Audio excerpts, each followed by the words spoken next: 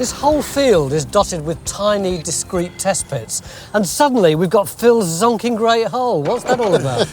What we're hoping to prove is that there's a different pattern of finds in the top as opposed to that bit there. There. Yeah, then the subsoil, and then on the natural and in features underneath there. And how are you getting on, Phil?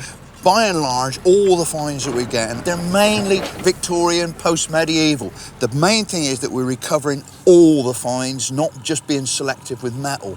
And certainly, once we get through the topsoil, which is where most of the finds are, once we get into the subsoil, we're not getting anything at all. So what does all this tell us? It's telling us quite a lot. I mean, it's telling us that this soil has to be manured. That's where most of these modern finds are finding their way in.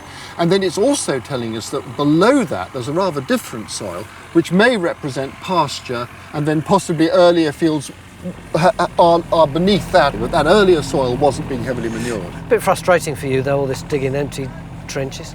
I spend my entire life digging holes and finding nothing. I went with Ian, you know, the main digger driver here. He and I dug 1,800 metres across Salisbury Plain in 4 days. And what do we find? One post hole. Was I disappointed? No, of course I wasn't disappointed. The main thing is you solve the problem. We came here 3 days ago. We came here with a set of questions. We wanted to know about the forklift. We wanted to know about the metal objects in the plough soil. And I think over those 3 days, we've answered the specific targets. I know what did really hack you off though. The local pub didn't serve real ale. Yes, you're right there.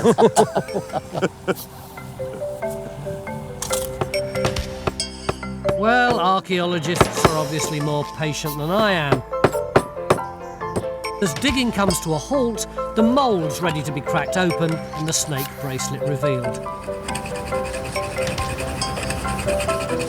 Beautiful, isn't it? It is. So after 3 days, it's finally done. It is just about. It's beautiful, isn't it? You can try it on. I'd love to try it on, yes, please. Gosh, isn't it lovely? So elegant. It is beautiful.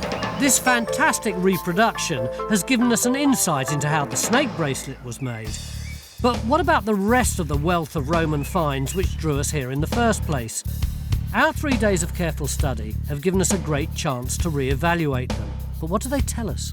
So Helen, I can remember day one, table groaning with loot, wonderfully exciting, important site, and now we're down to this. What's happened? Well, what happened was, when we got them all out of their bags for some detailed study and analysis, we discovered that there'd been quite a lot of cases of misidentification. And so we ended up really with a hard core, which represents this little group here.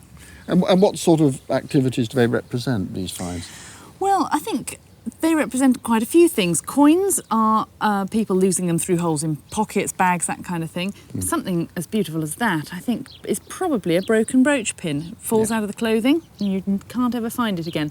These turrets fallen off a cart. It's various ways of getting into the soil. But I've seen in sites and monuments records, you know, a brooch or something equals a site. Exactly, yes. And perhaps a lot more significance was given to those finds than perhaps should have been. So, background scatter, Helen. I mean, do these finds matter, do you think? Well, in some ways it doesn't really matter, I suppose, but we could look around and think people have been growing their food in this field for thousands of years. And I think it kind of puts us in touch with our ancestors, if that doesn't sound too silly, in really quite a meaty kind of way. I don't think it's dull at all. I'm beginning to love this field, aren't you? Hello, my name's John Gator. Time Team is fan-funded by Patreon. This vital support helps us to make new episodes. Joining Patreon gives you access to exclusive interviews, 3D models and masterclasses, plus lots more.